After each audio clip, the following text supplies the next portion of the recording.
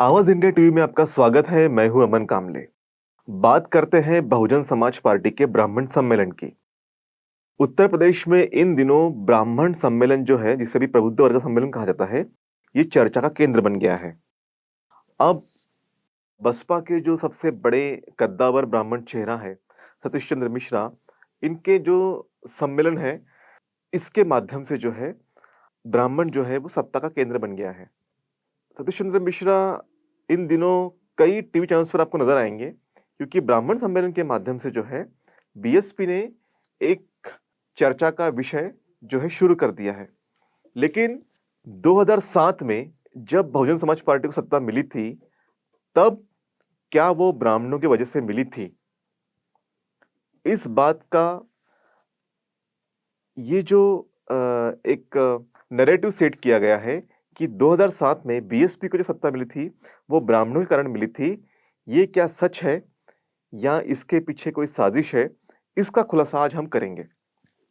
आपको याद है कि 2007 में जब बहुजन समाज पार्टी पूर्ण सत्ता में बहुमत से आई थी, तब बड़े पैमाने पे ये कहा गया कि सोशल इंजीनियरिंग के माध्यम से बीएसपी ने सत्ता प्राप्त की है, और विशेष तौर पे ये कहा गया कि ब्राह्मणों ने बीएसपी को सबसे बड़ा श्रेय, अगर बीएसपी को सत्ता में आने का किसी को जाता है तो ब्राह्मण वर्ग को जाता है। ब्राह्मणों के माध्यम से ही बीएसपी पूर्ण बहुमत से सत्ता में आई। लेकिन ऐसा नहीं है। जब भी कोई पार्टी सत्ता में आती है, चाहे वो किसी भी स्टेट की पार्टी हो या चाहे केंद्र की सत्ता की बात हो, तब उसे सभी जाति, धर्म या वर्ग से समर्थन मिलता है, तभी वो पार्टी पूर्ण बहुमत के साथ में सत्ता में आती है। लेकिन 2007 में बीएसपी के जीत का श्रेय ब्राह्मणों को दिया गया। अब 2007 के समय के पास हम आपको लेके चलते हैं। 2007 में क्या था? 2007 में केंद्र की सत्ता में कांग्रेस थी, और जब उस समय लेफ्ट पार्टीज के लगभग 59 सांसद थे जिन्होंने कांग्रेस को सपोर्ट किया था, और यूपीए के माध्यम से कांग्रेस केंद्र की सत्ता में थी। उस वक्त कांग्रेस यूपी में काफी कमजोर थी और बीजेपी भी यूपी में काफी कमजोर थी। बीजेपी तो उस वक्त ना केंद्र में थी और ना ही राज्य में थी। अब ऐसे समय में 2002 का जब विधानसभा चुनाव यूपी में हुआ था, तब बीएसपी को सबसे हाईएस्ट सेकंड नंबर की सीटें मिली थी 98, और पहले नंबर पे सपा थी 143, और बीजेपी के पास में थी 88 सीटें। तो इसके बावजूद बीजेपी और बीएसपी का गठबंधन हुआ, मायावती सीएम बनी।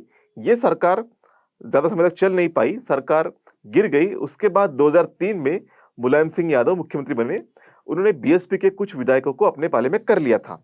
मुलायम सिंह यादव के कार्यकाल में जो था, 2003 से 2007 तक का जो उनका कार्यकाल था, उस समय यूपी में बड़े पैमाने पे गुंडागर्दी, दहशत, लूट, इस तरह की कई घटनाएं हुई थी। एक वक्त ऐसा भी आया था 2006 में, जब यूपीए की सरकार उत्तर प्रदेश में राष्ट्रपति शासन लगाना चाहती थी।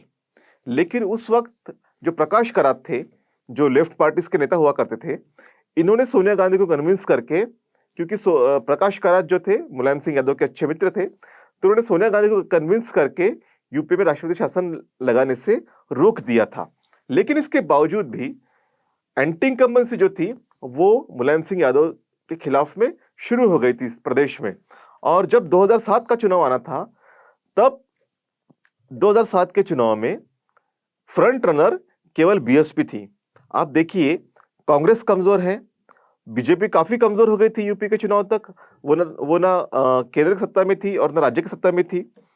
और ऐसे समय में एंटी इनकम्बेंसी मुलायम सिंह यादव के खिलाफ में है, और ऐसे वक्त में वहां पे सत्ता की सबसे प्रमुख दावेदार जो थी, वो बीएसपी थी, क्योंकि 2002 के चुनाव में बीएसपी के पास 98 विधायक थे।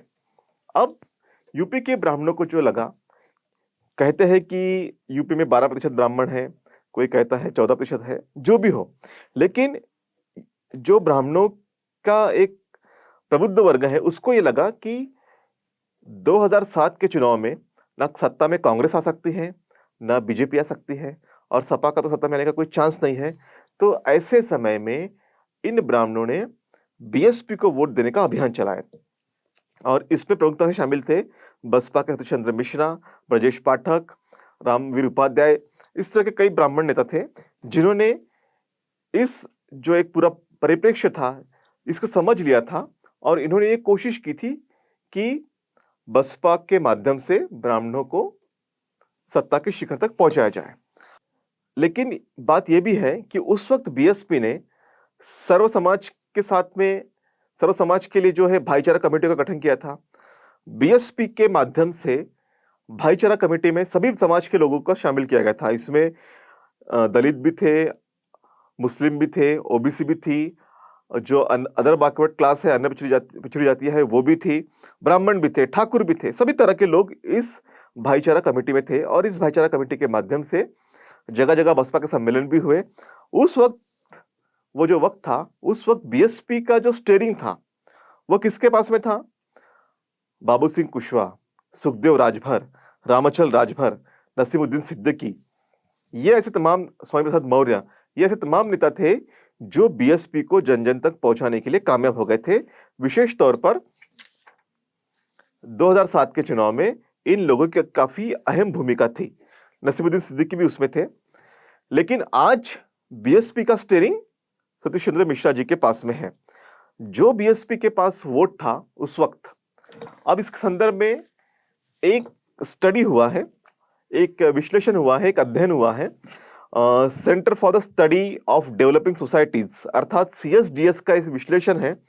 इस विश्लेषण के माध्यम से आप समझ सकते हैं कि अभी जो कहा जाता है, 2007 में भी जो कहा गया था कि बीएसपी को जो जीत मिली है, उसका प्रमुख श्रेय ब्राह्मण वर्ग को जाता है, ये सरासर गलत तथ्य है। और अभी भी ये कहा जाता है कि 2022 के चुनाव में अगर बीएसपी को जीतना है, तो उसे ब्राह्मणों को साथ में लाना पड़ेगा, ये भी सरासर गलत है। अब देखिए कैसा, जो सीएसडीएस की स्टडी है, इसके माध्यम से हमें यह पता चलता है कि 2007 में केवल 16% ब्राह्मणों ने बीएसपी को वोट दिया था। बिल्कुल आप समझ लीजिए इस बात को। 2007 में केवल 16% ब्राह्मणों ने बीएसपी को वोट दिया था। इसके विपरीत 86% जाटव, 71% वाल्मीकि, 53% पासी, 58% अन्य जो जातियां है अनुसूचित जाति की, उन्होंने, और लगभग 30% अन्य ओबीसी जिसमें कुर्मी और यादव को शामिल नहीं किया गया है, इन लोगों ने बीएसपी को वोट दिया था और जिसके कारण बीएसपी बहुमत के साथ सत्ता में आई थी, ना कि ब्राह्मणों के वोट के कारण। ब्राह्मण समाज ने केवल 16% वोट ही बीएसपी को उस वक्त दिया था। हालांकि यह भी एक अच्छी शुरुआत थी क्योंकि ब्राह्मण उस समय तक बीएसपी को वोट देता नहीं था, लेकिन ये एक सतीश चंद्र मिश्रा, रामवीर उपाध्याय, ब्रजेश पाठक जैसे ब्राह्मण नेता बीएसपी के पास थे, नकुल दुबे थे, इनके कारण बीएसपी के पास 16% ब्राह्मण वोट आए। ये एक अच्छी शुरुआत थी, लेकिन ये धारणा या ये समझ कि ब्राह्मणों ने बीएसपी को जिताया, ये सरासर गलत है। हाँ, लेकिन एक बात यह भी है कि उस वक्त बीएसपी ने लगभग 86 ब्राह्मणों को टिकट दिया था और उसमें 41 ब्राह्मण जो है बीएसपी के चुनकर आए थे। वर्तमान में बीजेपी के पास 46 ब्राह्मण हैं। उस वक्त ये सबसे बड़ा फिगर था कि बीएसपी ने 86 ब्राह्मणों को टिकट देकर 41 ब्राह्मण चुनकर आए गए थे। लेकिन ब्राह्मण जो चुनकर आए थे वो एससी, ओबीसी, मुस्लिम या जो अन्य पिछड़ा वर्ग है, जो पिछड़ी जातियां कहा जाता है यूपी में, इनके वोटों के कारण ब्राह्मण समाज के लोग बीएसपी के टिकट पर चुन के आए थे, ना कि ब्राह्मण वोट के आधार पर वो बीएसपी के टिकट पर चुनकर आए थे। ये सही और तथ्यात्मक विश्लेषण है। 2007 में बीएसपी को लगभग 30% वोट मिले थे और 2012 में बीएसपी का वोट शेयर घट के 23% रह गया था। तब बीएसपी को लगभग 99 सीटें मिली थी। सपा को 2002 और 2007 दोनों समय 25% वोट मिला था, जबकि 2012 में उसको 29% वोट मिला और उसके 21 ब्राह्मण विधायक चुनकर आए थे। तो आप समझिए 2012 में जब सपा जीती थी तब उसके पास 216 सीटें थी और इसमें केवल 21 ब्राह्मण थे। तो ये कहना कि केवल ब्राह्मणों के कारण कोई जीतता है, ये सरासर गलत है, ये तथ्य के अनुरूप नहीं है। अब 2012 में बीएसपी सत्ता से बाहर हो गई थी, लेकिन उसे उस वक्त लगभग 19% ब्राह्मणों ने वोट दिया था, 3% वोट ज्यादा मिला था। लेकिन फिर भी बीएसपी क्यों हारी, बीएसपी के पास जो 30% वोट 2007 में आया था, वो 23% हो गया। इसका मतलब 7% वोट उससे कट गया। सीएसडीएस के जो तथ्य हैं, वो जो इन्होंने विश्लेषण किया है, वो कहते हैं कि जो जाटव समाज के लोग हैं या जो अन्य एससी की जातियां हैं या फिर जो ओबीसी वर्ग के वोट हैं, इन्होंने बीएसपी से हटकर सपा को वोट दिया। इसलिए उस वक्त सपा के लगभग 62 विधायक एससी वर्ग से चुन के आए थे। उस समय केवल 62% जाटव समाज ने बीएसपी को वोट दिया और 42% वाल्मीकि समाज ने बीएसपी को वोट दिया था। अब इस संदर्भ में जो है, ओलिवर हीथ और संजय कुमार अपने 2012 के पेपर, जिसे इकोनॉमिक एंड पॉलिटिकल वीकली में प्रकाशित किया गया था, जिसका शीर्षक था दलितों ने उत्तर प्रदेश में बहुजन समाज पार्टी को क्यों छोड़ा, इस तरह का शीर्षक के साथ उन्होंने ये आर्टिकल प्रकाशित किया था। तो जी में क्या कहते हैं इस संदर्भ में, इस आर्टिकल में क्या कहते हैं वो लोग, देखिए। दलित मायावती की प्रतीकों की राजनीति, उदाहरण के लिए दलित विचारकों के बूथ लगाना, से संतुष्ट नहीं थे, क्योंकि वो सत्ता में अपनी पार्टी के होने से अधिक ठोस लाभ की उम्मीद कर रहे थे। उन्होंने ये भी बताया कि युवा सुशिक्षित धनी दलितों का बसपा की प्रतीकात्मकता और राजनीतिक मान्यताओं की राजनीति से प्रभावित होने की संभावना उन लोगों की तुलना में वो कम है जो कम शिक्षित और गरीब है। तो 2012 में बीएसपी क्यों हारी थी, इसका एक विश्लेषण उन्होंने उस पेपर में किया था, जिसका एक मैंने छोटा सा सार आपको बताया था। लेकिन उस वक्त ये था कि ब्राह्मणों का ही अधिक वर्चस्व बीएसपी की सत्ता में था, क्योंकि मायावती के सामने इस तरह से कहा गया कि ब्राह्मणों के कारण आपको जीत मिली है, इसलिए सबसे अधिक पैमाने पे ब्राह्मण मंत्री बीएसपी की सरकार में बने। ब्राह्मण समाज का ही व्यक्ति जो है चीफ सेक्रेटरी बना। प्रशासनिक तौर पर भी ब्राह्मणों को ही अधिक वर्चस्व मिला। और सतीश चंद्र मिश्रा जो थे, वो बसपा के एक ब्राह्मण फेस थे, तो इन्होंने बड़े पैमाने पे ब्राह्मणों को सरकारी वकील बनाया। कई तरह की जो बातें थी वो ब्राह्मणों को मिली। लेकिन इसके बावजूद दलित वर्ग को अपनी सत्ता होने के बावजूद उसे जो ठोस चाहिए था वो नहीं मिल पाया। इसलिए उस वक्त दलितों का वोट भी बसपा से खिसक गया, ओबीसी का वोट भी बसपा से खिसक गया और मुस्लिम वोट भी बसपा के से खिसक गया, क्योंकि सत्ता में ब्राह्मणों का ही वर्चस्व अधिक दिख रहा था। एक मेरे पहचान के एक बसपा के नेता थे, उन्होंने मुझे कहा कि जब मुलायम सिंह यादव की सरकार थी तब उन्हें 3 कॉलेज मिले, लेकिन बहन जी की जब सरकार आई तब उन्हें एक भी कॉलेज नहीं मिला। इसके साथ-साथ ही उस वक्त ये था कि बहन जी से मिलना विधायकों के लिए भी मुश्किल था। मंत्रियों के लिए तो ठीक था, लेकिन विधायकों के लिए भी बहन जी से मिलना मुश्किल था। और बहन जी केवल लखनऊ में ही डेरा डाली हुई थी, वो सब प्रदेश के अलग-अलग जिले हैं वहाँ पे नहीं गई। ये भी कारण है। ऐसे तमाम कई कारण हैं कि जो जब बीएसपी 2012 में सत्ता से बेदखल हुई थी, लेकिन उसके बावजूद भी उसको 23% वोट मिले और लगभग 99 विधायक उसके चुन कर आए। अब फिर उसके बाद में आप देखते हैं कि 2017 में सपा और बसपा का गठबंधन होता है। इसके बावजूद इस गठबंधन को महज 15 सीटें ही मिलती हैं। इसका कारण क्या है? जब 2017 में अखिलेश यादव के बाद बीजेपी सत्ता में आती है, तब उसको लगभग 40% वोट मिलता है और 2019 के लोकसभा चुनाव में ये वोट लगभग 50% हो जाता है। 49.8% वोट 2019 के लोकसभा चुनाव में बीजेपी को मिला। उसके कारण भी थे, राष्ट्रवाद का एक बहुत बड़ा नारा दिया गया था कि हमने पाकिस्तान में जाके घर में घुस के मारा, इस तरह की कुछ बातें थी। और जो 2019 का लोकसभा चुनाव था, उस समय ये भी बीजेपी ने कोशिश की कि देखिए, ये तो केवल दलितों, मुस्लिम और यादव का गठबंधन है, आपको क्या मिलेगा? तो जो बाकी की जो जातियां थी, जो कुर्मी थी, निषाद थी, पाल थी, गडरिया थी, राजभर थी, प्रजापति थी, इन जातियों को बीजेपी ने अपने पाले में ले लिया था और उनके माध्यम से सबसे बड़ी जीत फिर से जो है 2019 के लोकसभा चुनाव में इनको मिली थी।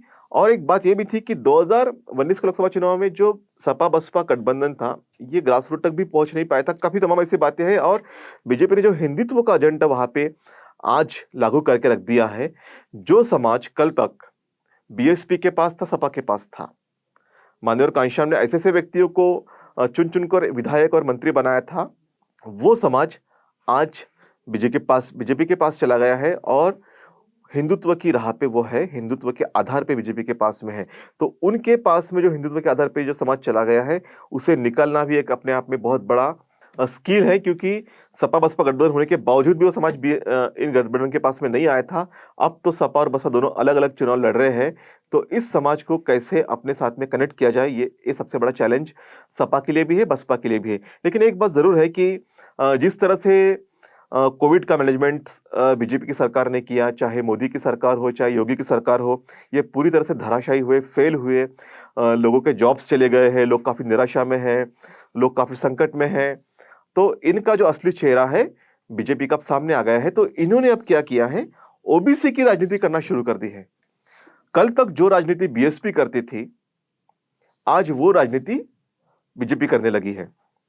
आप देखिए, अब प्रधानमंत्री मोदी कहते हैं कि मेरी कैबिनेट जो है, इसमें सबसे बड़े पैमाने पे ओबीसी और दलितों को प्रतिनिधित्व दिया गया है। जबकि ये बात सच भी है, लेकिन जो मिनिस्ट्रियल बर्थ दिए गए हैं, वो इन जो प्रोमिनेंट जो बर्थ होते हैं, वो अभी भी ब्राह्मण, ठाकुर या जो हाई कास्ट है उन्हीं के पास में है।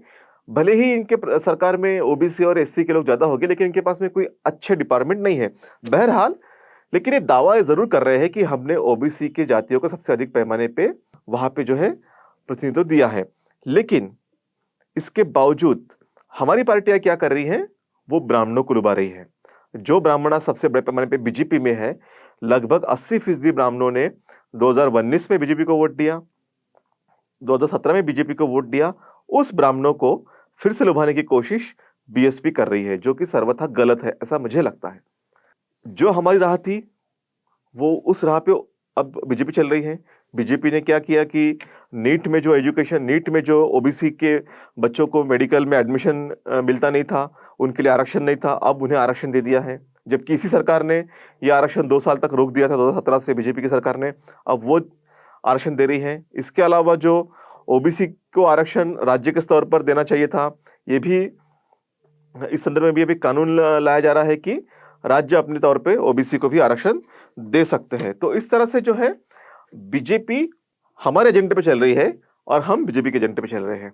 तो इस तरह से एक फ्लिप फ्लॉप जो है, यहाँ पे हो गया है। अब इस संदर्भ में जो है, जो ब्राह्मण वोट बैंक की बात है, इस संदर्भ में प्रोफेसर दिलीप मंडल जो वरिष्ठ पत्रकार है, इन्होंने भी एक अध्ययन करके एक ट्वीट लिखा था, इसको भी हमने समझना चाहिए। वो कहते हैं कि उत्तर प्रदेश में लगभग 403 विधानसभा की सीटें हैं। इसमें से बीएसपी और सपा दोनों लगभग 100 सीटों पर ब्राह्मण या फिर हाई कास्ट के उम्मीदवारों को मैदान में उतारेगी और इनके पास में बचेगी 300 सीटें। अब इन 300 सीटों में से लगभग 60-65 सीटों 65-60 सीटों पे जो है शेड्यूल कास्ट के लिए रिजर्व है, तो वहां चली जाएगी। फिर बचेगी जो 200 सवा 200 सीटें, इसमें इनको मुसलमानों को भी 100 सीटें देना है। फिर 50 से 60 सीटें ओबीसी और कुर्मी को देनी है।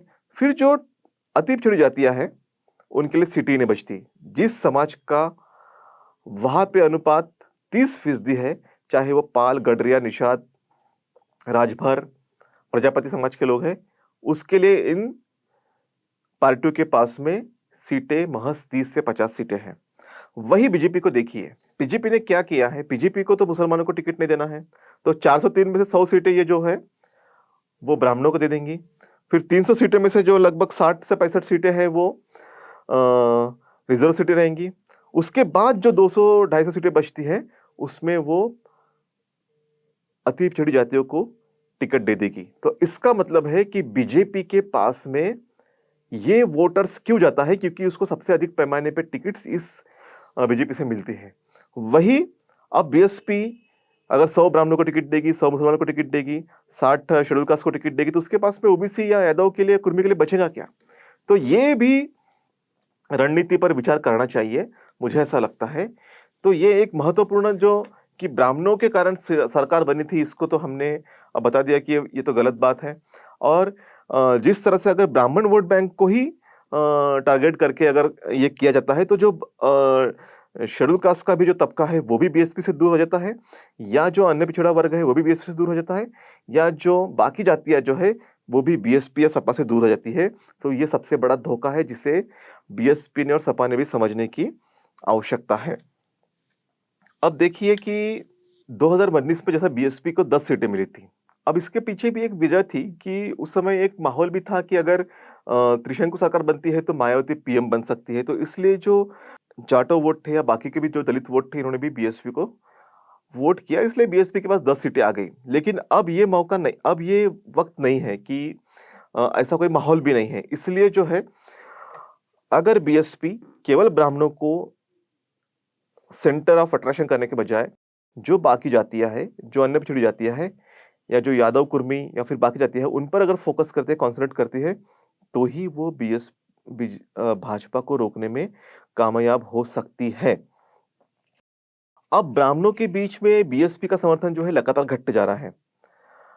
केवल 5% लोगों ने 2014 के लोकसभा चुनाव में बीएसपी को वोट दिया था और केवल 6% लोगों ने सपा-बसपा गठबंधन को वोट दिया था 2019 के लोकसभा चुनाव में। ये सीएसडीएस कहती है।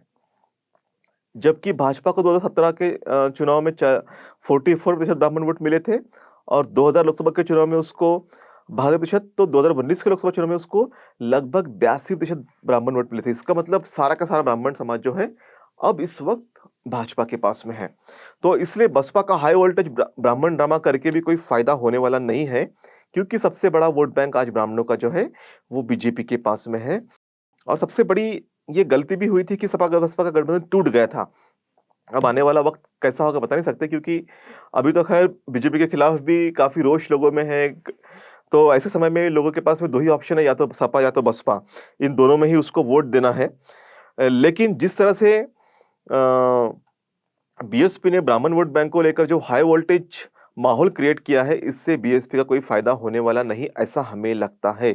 उसके बजाय वो ओबीसी और जो अन्य पिछड़ी जातियाँ हैं, उस पर अगर फ़ोकस करे, मुसलमान वोटों पर अगर फ़ोकस करे, तो ही उसे फ़ायदा मिल सकता है। ब्राह्मणों को टिकट देकर बीएसपी अपना वोट ज़ाया करेगी, उतने टिकट्स जाया करेगी, चाहे सपा हो या चाहे बसपा हो। वो अगर ब्राह्मणों को टिकट देती है, तो डेफ़िनिटली उसके पास वो वोट्स आने वाले नहीं हैं और जो इवन बाकी के जो वोट्स हैं, वो भी उससे कट जाएगी। इसलिए जो है, सबसे इम्पोर्टेंट बात जो है कि अगर ऐसा लगता है बीएसपी को और सपा को कि उन्हें 2022 का विधानसभा चुनाव जीतना है, तो ब्राह्मणों के जाल में फँसने की आवश्यकता उन्हें नहीं है। उन्हें अपनी राजनीति का फ़ोकस एससी, मुस्लिम, ओबीसी और जो अन्य पिछड़ी जाति है वहाँ पे, रादर देन ओबीसी, उस पर करना पड़ेगा। तभी जाकर जो है, वो भाजपा को टक्कर दे सकती है, क्योंकि भाजपा ने जिस आधार पे, हिंदुइज़्म के आधार पे अपना बेस बनाया है, उसे तोड़ना उतना मुश्किल नहीं है। लेकिन टूटने का एक वजह अभी हो सकती है, क्योंकि कोरोना के पैंडेमिक के कारण काफ़ी लोगों के जॉब्स चले गए हैं, काफ़ी लोग निराशा में हैं, काफ़ी लोग हताश में हैं, काफ़ी लोग इस बात से भी दुखी है कि बीजेपी ने उनका साथ नहीं दिया। काफ़ी लोग इस बात से भी निराश है कि पेट्रोल महँगा हुआ है, डीज़ल महँगा हुआ है, रसोई गैस महँगा हुआ है, आज वो खाने के लिए दर-दर भटक रहे हैं। आज ये कहा जा रहा है कि यूपी के लगभग 15 करोड़ लोगों तक मुफ्त में राशन पहुँचाया जा रहा है। इसका मतलब आप समझ सकते हैं कि लोग कितनी दुर्दशा में हैं, कितनी गरीबी में हैं, कितनी बेचैनी में हैं। तो ऐसे वक़्त में अगर बीएसपी और सपा जैसी पार्टियाँ केवल ब्राह्मणों को अपना आधार बनाकर राजनीति करती रहेगी, तो वो ऑटोमैटिकली बीजेपी के जाल में फँस जाएँगी। ना उन्हें ब्राह्मण वोट मिलेगा, ना उन्हें ओबीसी वोट मिलेगा, ना उन्हें यादव मिलेगा, ना कुर्मी मिलेगा, ना गडरिया, पाल, निषाद, राजभर मिलेगा। तो ऐसी सिचुएशन में 2017 का विधानसभा चुनाव भी हमने याद रखना चाहिए, 2019 का लोकसभा चुनाव भी हमने याद रखना चाहिए और इसी आधार पे दोनों पार्टियों ने अपनी रणनीति बनानी चाहिए। और मैं तो यह कहता हूँ कि ये संभावना अगर बनती है कि सपा-बसपा चाहे प्री पोल अलायंस में साथ में आए या फिर पोस्ट पोल अलायंस में साथ में आए, उन्होंने अपने हमेशा रास्ते खुले रखने चाहिए। एक में के खिलाफ ना ज़्यादा बात करते हुए बीजेपी के खिलाफ अपना फ़ोकस रखना चाहिए और बीजेपी जैसे एक वक़्त में ऐसा आया था कि बीजेपी 2007 के लोकसभा चुनाव में विधानसभा चुनाव में केवल 50 सीटें पर जीत हासिल की थी, उसी लेवल पर बीजेपी को अपने लाके रखना चाहिए। अगर ये कुछ बातें हो सकती है, तो ही जो है उम्मीद है कि सपा-बसपा कुछ कर दिखाएगी। हालाँकि गठबंधन का टूटना भी अपने आप में एक अच्छी बात नहीं है, लेकिन फिर भी अब तो मायावती ने अपनी राह चल ली है और अखिलेश यादव को तो अपनी राह फिर चलनी ही पड़ेगी, क्योंकि गठबंधन नहीं है तो। तो ऐसे में, ऐसी सिचुएशन में केवल ब्राह्मण वोटों को लुभाना, ये कोई समझदारी की नीति नहीं हो सकती है। धन्यवाद।